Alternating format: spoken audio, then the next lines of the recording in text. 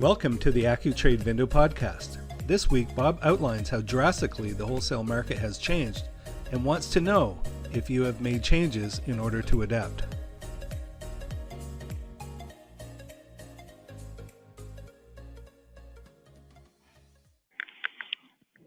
Okay, welcome to this week's VIN-dow with Robert Hollinshead. Bob, where are we going this week? I know we had some, your team's been tracking some of the vehicle pricing fluctuations, well, not fluctuations, straight ups over the last 4 or 5 months.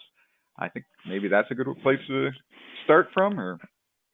Yeah, but it's actually not tracking, Sean. What we're doing is actually extracting information from Galves and Accu-Trade's database. And what it creates is, an absolutely shocking visual, right? So everybody knows the market's crazy. It's never been like this ever. So forget the 100-year storm. This is the 1,000-year storm that never occurred before. It more than likely with stimmy money will never occur again, right? Before the world blows up. In the meantime, we have to buy and sell cars, right? So this chart that I think we're going to stick it out in some other venues of social media and so forth, because what it does is, the back end of our tool set, it has a lot of information. That's why we call it the Galves market data. It has information that's totally unique to anybody else in the industry because we're traders, separate from being in the data business and in the valuation business. And in the Accu-Trade business, we are by nature traders. We have 1,300 years of experience with our little group of folks that have been with us since the beginning of time. 1,300 years, individual years of experience in the wholesale business, valuation business. And as a result, our data tends to be a little closer to reality. Like when I say reality, I shouldn't say a little closer to reality, a little closer to a checkbook, not a speculative, theoretical, don't ask me if you really need to do something type of thing. But in other words, 100%, 100% of the time, if you need a check, you can touch the machine and it's going to spit one out. That's just how simple that is, right? And when you reach out, you're actually talking to someone who has had more experience in the open marketplace as individuals than anybody else in the industry. That doesn't mean anything except that it's real. So when you look at this data that hopefully you'll be showing on your thing there, Sean, this is a circumstance as you pour over it, right?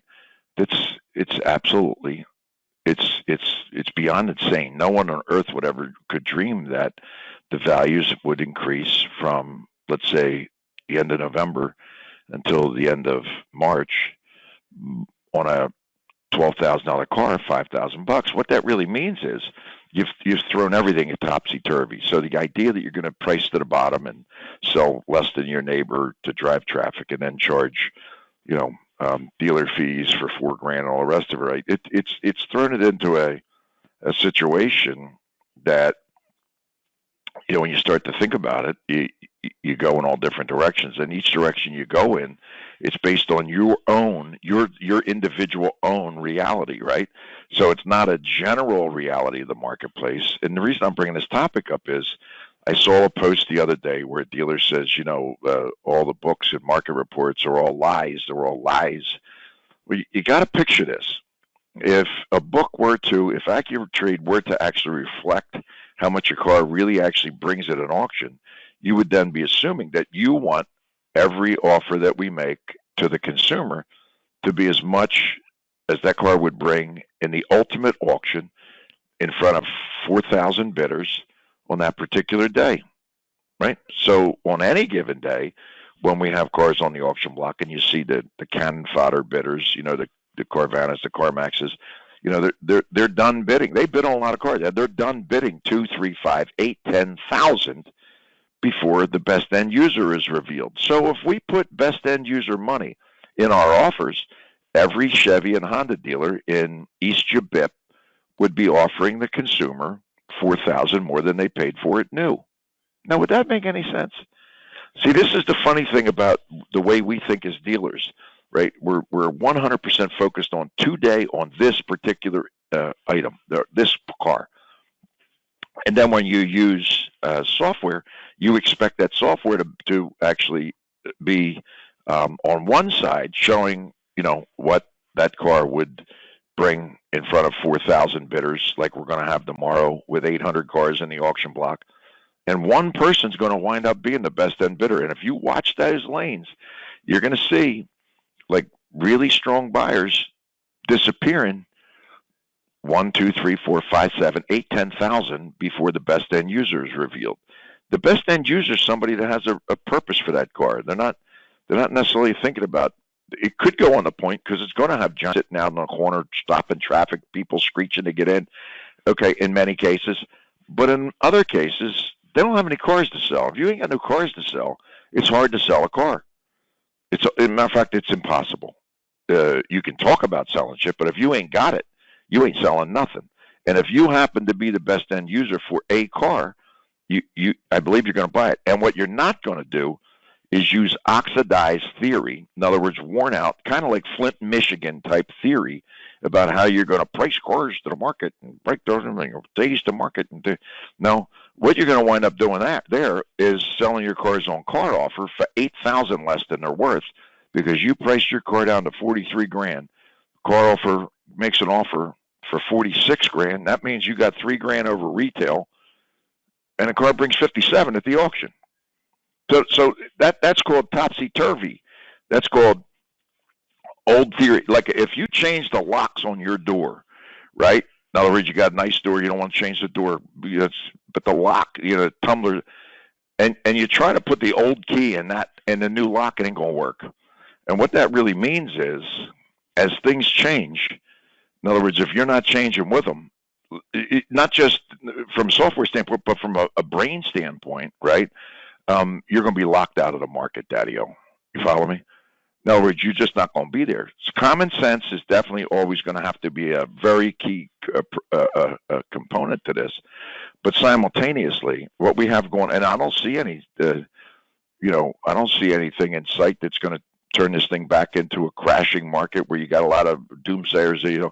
I'm not going to get caught with these cars. Well, you're not going to get caught with no cars, but in the meantime, you ain't going to make no money because you ain't going to have no cars to sell, and therefore, or you could sell whatever you currently have for 2 or 3 or 10,000 under the current actual market.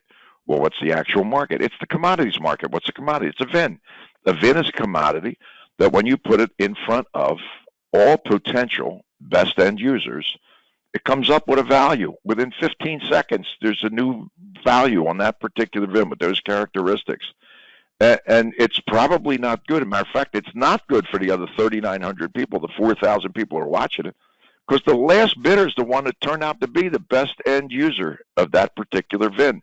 Now, you're not going to be able to bring that thing home and start looking at your neighbors, who you absolutely can go and buy those cars retail off their front line, put them in a real auction. I ain't talking about one of these time things and you wait and see and all that. No, I'm talking about one with an auctioneer counting.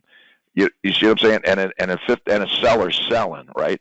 Where there's really, truly like an emergency. And let's say, for instance, the Jerry Springer effect is in play. Like if it loses, it's sold. If it earns, it's sold. And therefore, the will to pay attention and participate increases algebraically. And therefore, what you have is a real marketplace, like a real marketplace. You see what I'm saying, T-Shaw? Now, when that occurs and you're going to go home and sell it, and you're going to try to get in with your old key into that lock and see how you're going to do it, what you're going to find out is you're going to sell it for $5,000 less than you paid for it. And that probably won't work out, you see? And what that really means is, and it takes some thinking and knowledge and testicular fortitude, right? Let's say, to face what the market is. So you could sell out of your cars retail. You could even trade them for the market today. So that what you'd really wind up be doing is selling your 2016 Honda Accord for what you're asking for it online, $14,900, right? And then trade a 2005 Honda Accord for the actual market price today for $17,000. Does that math work out, Sean? I don't think that would really work out.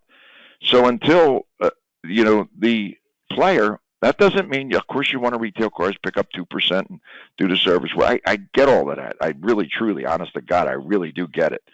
But it's in a collision path with and the rusty old lock, right? Trying to get in the door with old systems that have no relevance to the world of today, none whatsoever, completely irrelevant, right? Only does it confuse you to the point where if you got to pay X for a car, it's totally normal that you got to ask why to sell it, right? And if there is such a scarcity, it means that whatever we did in the past, discount off MSRP and go into hold back, like $3,000, and hope that you get a holdback check that covers it, and then you picked up 1% somewhere else, and you sold a dent and something to plow a policy, and it's a thing of the past, gone, finished, nothing to talk about. Ain't coming back. Nissan even already admitted to it. They're not going to be doing the stair-step thing that forces everybody to give away. We were buying new Altimas 3 years ago with the stair-step thing and selling them. We were buying them for $15,000. Invoice was $21,000. We're selling them on the auction block for $17,500, right? $2,500 over what we bought them brand new with no miles on them because somebody had to hit a stair-step and get their $350,000 check back.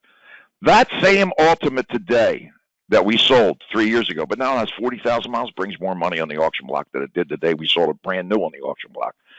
So what that really actually, I would say, drops a tablet of chlorine and so we can see things a little bit clearer. Old ways of doing things don't work. We're in today. We're hunters and gatherers today, not on what was gathered in the past, and we're going to keep on doing it that way. It won't work. If you're gonna survive in the world that we live in at this minute and not sit there on the side under a rock somewhere saying, "I'll wait till it gets better," I wish you all the luck in the world. In the meantime, somebody's still got to pay the bills and keep the salespeople happy.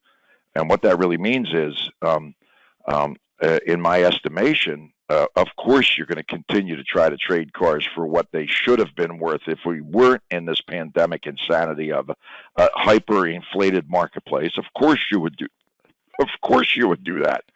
However, simultaneously, when you look at your front line and you had to spread them out, they're no longer 3 feet apart. They're 27 feet apart, right, on that front line. You cock them on an angle so it looks like you're filled up a little bit more. Everybody's tried that in the past, right?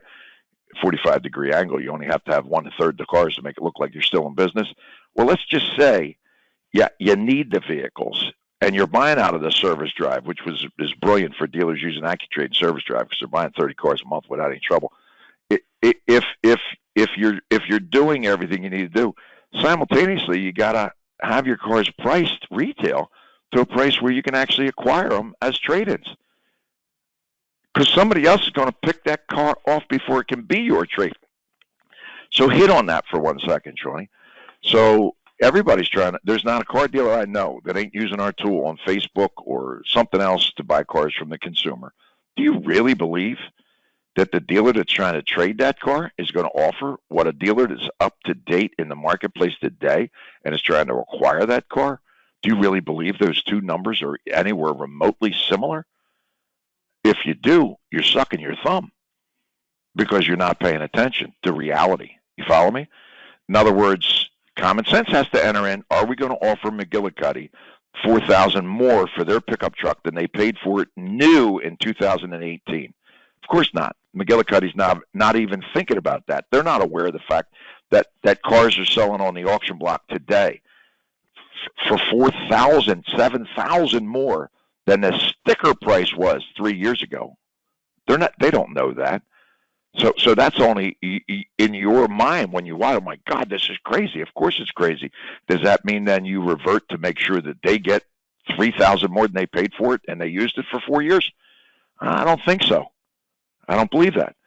Therefore, if a tool's offering a fair value for the car, there's not a deal you can't make in the world on a car that you bought for crazy money or on the current marketplace, because you've got such an edge on the trade-in, and you also have the ability to modify what you offer as you can understand what you need to make a deal, right? By simply staying in touch with the circumstances with the customer. You see, and at that point, you would be able to, I'm not going to say rob their car. You're given more than fair money for their trade-in, right? And under normal circumstances, you're giving them way more than the car's worth. Just look at the chart that you have up there, Shawnee. 17 Chevy pickup truck. This is based on base numbers that we use to modify based on trim, options, dent, scratch, miles, etc. So these are base numbers, 31G, 37,000. And we're also overlooking the fact that in a 17 Silverado pickup truck, a huge number of those cars are previous Canadian, which normally would drive down those prices also. But you're talking about a $6,000 difference in a couple of months in value. A 19 ES. And those cars, when they start coming back out of lease, when you're in that November before, Thanksgiving thing, and we got that November drop off and we're down to 29 something at 35G, it's $5,000. It's $1,500 a month. It's going up in value. I mean, you stop and think about that. That is so nutty. It's incomprehensible. The only problem is that actually is the marketplace today, right? Again, sooner or later, you're going to see that curve go the other direction. If somebody got their crystal ball out and said that, in 4 months and 8 months and 2 days or whatever it is, you don't need to be in the car business if you can predict when that's going to stop. And in the meantime, you still got mortgages and people and heat and electric and oils and all sorts of other things to spend. I guess really the moral of the story is using the old lock and a new key is going to get you no place but frustration and confusion. And as a result, I think this chart, when you look at it, and just if you were to pass it, you don't really want to give it to salespeople, because then no matter what happens, they're going to be trying to weld you into cars, right? Because it makes it easier if you give them more money and they don't have to work to trade a car for what it's actually could be traded for, right? But from a manager or a wholesaler or a used car dealer standpoint, this is not something that happened day to night. You can see it pretty clearly how this thing has gone from, geez, there's a little bump in the market, to pure and absolute insanity. If that's where we are today, that's what we have to deal with, right? And as a result, I think it's a way to rethink the rationality about how you're going to conduct yourself today in the next 3 weeks, 4 weeks, 8 weeks. And I'm not telling people what to do. I'm just using the data that we create and our reality in the marketplace of what's happening. And then from a, let's call it an empathetic standpoint, our customers, what there is in their brain and how they actually justify participating in a market as opposed to standing on the sidelines and watching everybody else do business. Does that make any sense to you, Sean? Yes, thank you. I think we all needed to hear it, so thank you very much. And so everyone can check out the charts. They'll be different places, but probably LinkedIn, on Accu-Trade.com, and elsewhere, probably with the show. Yeah, these are just samples. Obviously, we have it on every car that exists. But the samples actually are cross-sectional in that, and nobody needs to know the market's going up, but this kind of like puts it in a different realm of, where it is today compared to where it was a couple of weeks ago, to help you, I guess, take your medication to understand this is what we're doing. You know what I mean? Thanks, Shawnee. Wonderful. Thank you. Have fun, everybody. Thanks for listening. Tune in every week for a new episode where we chat with Bob Hollinshead, founder of Accu-Trade and the largest independent vehicle wholesaler in North America.